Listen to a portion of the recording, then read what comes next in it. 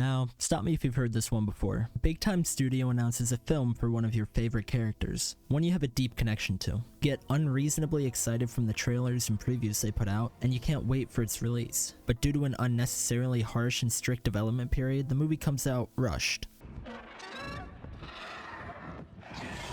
While Danny kind of forgot about the Iron Fleet and pressure from big corporate suits ruined any of the film's potential. It releases rushed as a mediocre, formulaic disappointment you've become accustomed to, a cycle far too common in today's entertainment. To that, I raise a different perspective, one where the movie and its developers had ample time to not only fulfill their original ideas, but to create something so creatively refreshing it reinvents the way animated movies are made. Sounds awesome, right?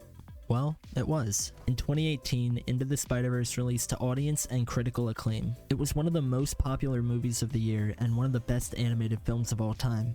But I didn't watch it, at least at the time. I was more concerned with the real Marvel. Thanos, Iron Man, the Avengers, that was the real Marvel, not some niche animated gimmick meant to fill the emptiness between Infinity War and Endgame. So, at least for me, it went unwatched, until 3 years later in November of 2021. I saw Into the Spider-Verse at a difficult time in my life, one where life became more of a complacent gray, some incessant bleakness that just would not subside. But one night I decided to finally check out that niche Spider-Man movie I'd ignored for so long. Now, I could sit here and write some overdone analogy about how this show taught me to always get back up just like Miles. But truthfully, it didn't. At the end of the day, it was just a movie, not a problem solver. It was inspiring, sure, but it didn't fundamentally change me as a human. But after watching Into the Spider-Verse, for the first time in a while, the world seemed a little more colorful. It was a movie so vividly artistic and creatively refreshing. Its style and flair was relentless. The passion-filled comic-like scenes, the flamboyant and perfectly stylized web swinging. At the time, Into the Spider-Verse was unlike anything I'd ever seen. Of course, it went on to inspire just about every animated film to precede it, but Into the Spider-Verse felt nearly flawless.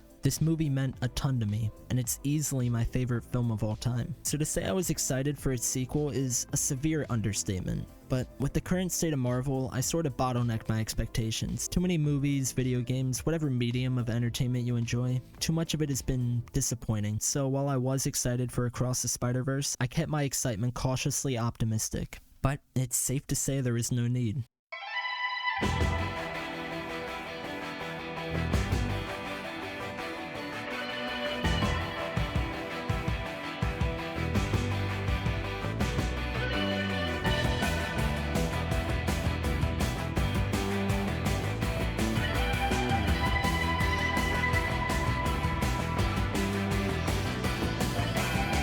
We all know the saying quality over quantity, but that doesn't apply here. Across the Spider-Verse is the longest animated movie of all time, but each scene is so meticulously and lovingly crafted it feels like each frame is its own work of art. For example, let's take a look at Gwen and her dad's first conversation. Gwen had just quit her band and returned home in a reasonably upset mood. Melancholic blues encapsulate her room through beautiful watercolors, while our focus, of course, is on Gwen. The aura surrounding her is grim, but when her father walks in, he's shown in a warm orange, a more welcoming, loving color. Their colors directly contradict one another, showing the contrast in how they're currently feeling. But as Gwen goes to hug her dad, the blues start to leave the scene and the warm orange takes its place, showing the effect Gwen's dad has on her. The visual storytelling in this scene is off the charts, and it adds so much more depth than I think was in the first movie. It really makes you feel the heartfelt moments like this that much more. And later, when Gwen and her dad confront one another and Gwen finally reveals her secret identity, the blues return, this time surrounding her dad. As for Gwen, angered by her father's choice to still arrest her,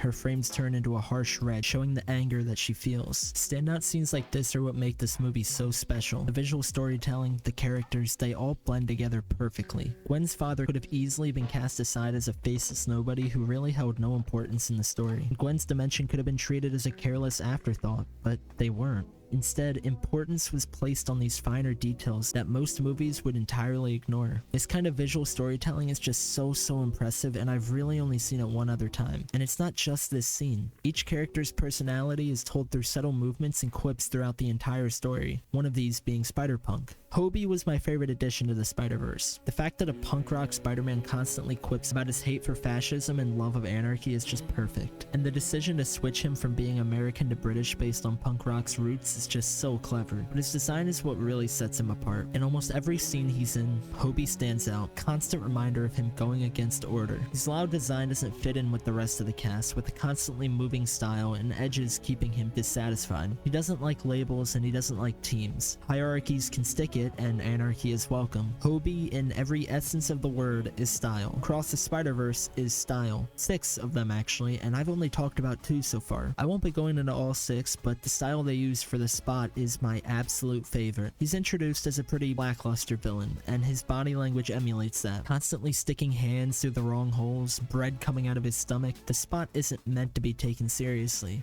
At least, not at first. Miles and the Spot fight, and it brings him back to the collider we saw in the first movie. He explains his backstory, and it's told through black and white stencils that look like rough comic book sketches. Like, you know those flipbook stories where each page you flip is a new part of the story? The same idea applies here, where each frame is a new part of the Spot's backstory. We learn the Spot and Miles both created one another, through unintentional and pretty unfortunate means. But obviously the Spot got the short end of the stick, and this fuels his hatred for Miles. He goes on a multiversal quest to become more powerful and makes Miles pay for what he did, and in the process he becomes extraordinarily powerful. Each scene he's in, you can feel his increase in power. He keeps getting more and more dangerous until finally he disappears for the other half of the movie. It's really a shame that the Spot wasn't in more of the movie because he is far and away the best antagonist. Like, Miguel is cool, but he doesn't really share a connection with Miles the way he and the Spot do. Regardless, every scene with the Spot was beautifully animated, and as I sat in the movie theater watching, my jaw was open the entire time. Brings me to the last style I want to talk about.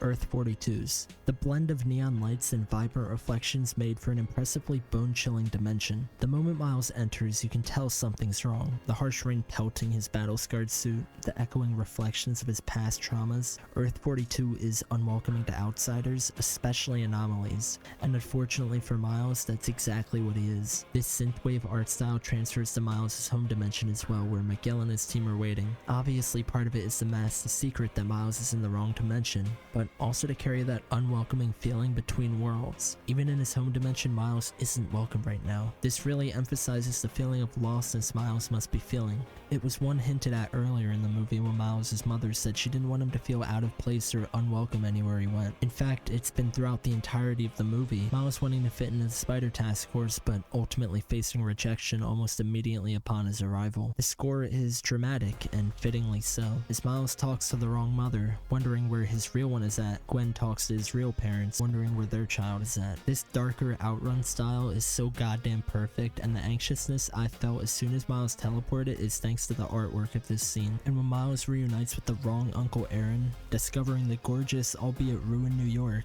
that uneasy feeling cements itself in the viewer, and we know for sure that something isn't right. When Miles comes face to face with the Prowler, he finds himself, a role he likely would have taken had he not been bitten by the spider. Across the Spiderverse is a masterclass in visual storytelling, and ironically, it didn't even have to be. So much care was put in this story's animation that visual storytelling didn't need to be a focus. It already looked good enough, but the depth and attention to detail adds so much more. We can really feel Gwen and her father's arguments and emotions through the screen. We can feel an ominous ostracization of Miles' disconnect in the unwelcoming Earth 42. I'm constantly reminded of Spider-Punk's rebellion and Spot's anger. Feelings and themes of this story are told through animation. The style and passion carved into each frame is special, and Sony's attention to detail should not be understated. Form whatever opinions you want about its plot, that's fine, but this movie is inarguably a landmark in cinema. And when something so incredible comes out, something so thought-provoking, I can't help but call it art. Thank you for watching.